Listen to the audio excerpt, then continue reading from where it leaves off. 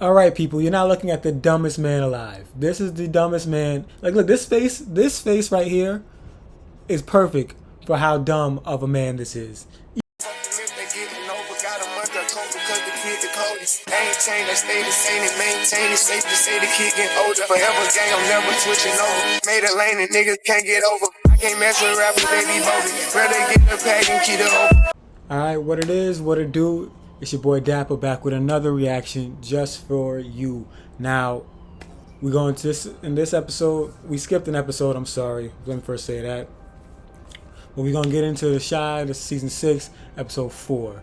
And before we get into anything specific, make sure you hit the like button, subscribe button, or 7 years bad luck. That's just what it is.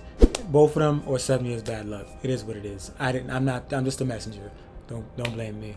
But with that being said, let's get into it. Alright, so we got Duda, of course. It seems like we've obviously shifted into him being the main not protagonist, antagonist. And as we've already seen, like, this is in the same course of just him feeling high and mighty, feeling like, you know what I'm saying, he's untouchable.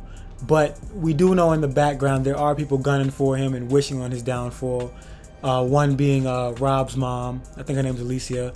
And yeah, he has to watch his back, but he's obviously still putting people in precarious situations, still doing things, still disrespecting people, as we saw, like, you know, with the character of Rob.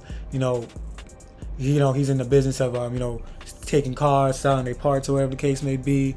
And Tiff's car ends up getting taken. Rob goes back to with her to go get the car back.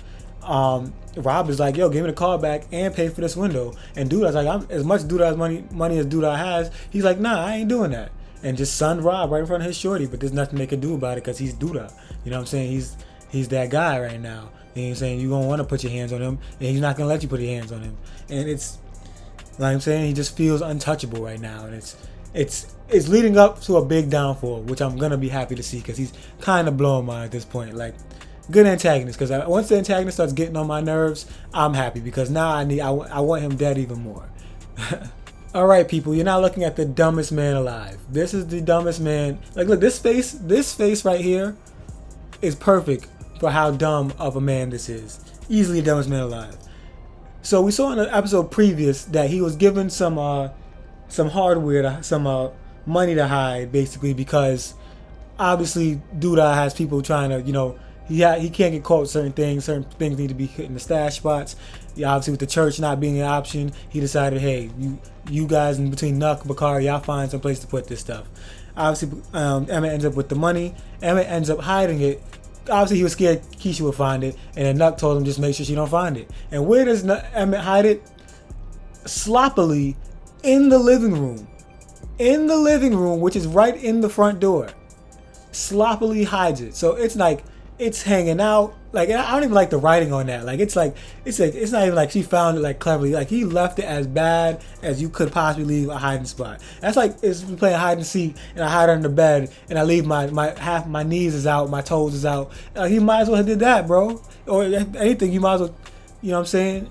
I just told her, and at this point, obviously they ended the episode before he could, verbalize what was going on. And I want to know what he's gonna say to her, because after this point, he's been lying to her about his whereabouts, what he's doing, this, that, and the third. So I want to know what he's gonna do when it comes down to telling Keisha what this is, because what she knows that's not his money. She has to know that. So I don't know what he thinks she's gonna fall for. So you know what I'm saying? I'm interested to see that.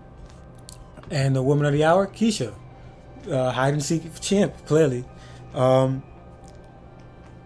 She obviously throughout this episode she's going through a little something because she just hasn't found her way. Like, they move into, this is one of them things where you move into the house, you move into, you got the big house, the nice house, your kid is straight, they're not wanting money wise, but she's lost herself. She doesn't know who she is. You know what I'm saying? And then to top it all off, she ends up getting fired because of budget cuts. And then on top of that, they couldn't justify keeping her because she was consistently late, because she was doing a lot of stuff around the house to help Emmett be great. You know what I'm saying? And the thing about, this happens to a lot of women where, like, they end up falling in the shadow of their, their counterpart, because you know what I'm saying, they end up being, you know, trying to almost becoming that housewife, but like they kind of living double lives, because like housewife and work, but you can't really do both. As we saw, it hurt her in the end. You know what I'm saying? So she ends up going to see a therapist, and hopefully it seemed like she felt better. You know, that first session, it looked good.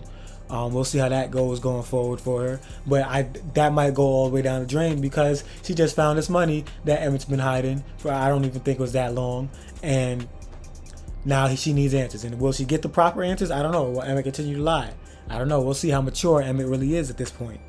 And that's kind of where I'm going to end that off with Keisha. All right, Trig. Or, sorry, I gotta stop calling him Trig. Vic. We haven't called him Trig in like years. But only big thing that happened with Vic this episode is the FBI came and knocking.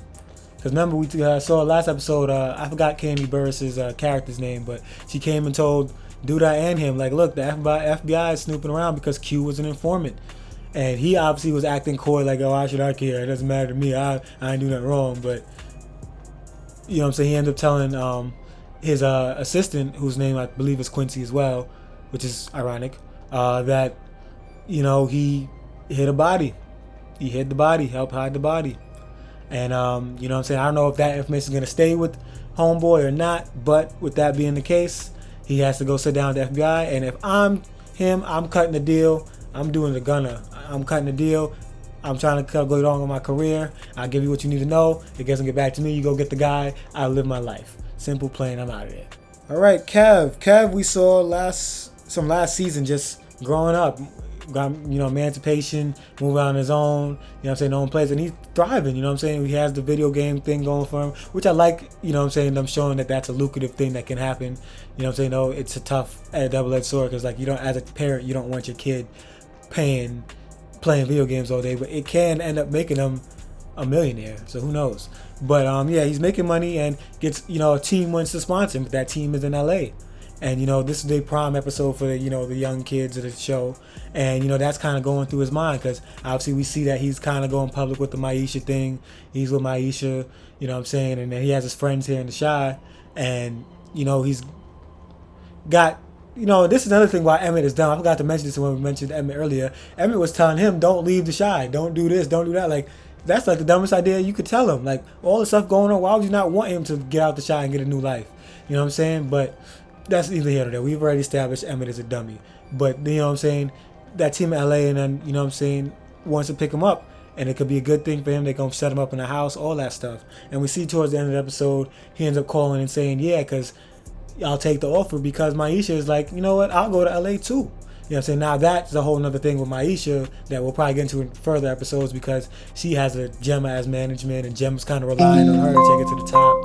And, you know, that's a whole nother snowball effect waiting to occur. But I'm happy for Kev. Kev deserves, you know, the best things. I'm hoping, I don't know what's going to actually happen. I don't know if he's ever going to make it to LA, but we'll see. Papa is had a weird episode, because, you know, he ends up asking Shorty to go to prom. She says yes. But then day of prom, he ends up getting stood up low-key. But she's like, hey, come to my crib. Nobody's home. Come to my crib. I bet. So Papa thinking, I ain't about to be on no childish activities, as he said. We ain't in no childish activities. We get into grown man things. So he goes to her crib, and Shorty opens the door up with a child. And he's thinking that's like a little brother or something, cousin, niece, nephew, something. She like, nah, this is my kid. And now I don't know what came from that, because who knows what, I don't know what came from that.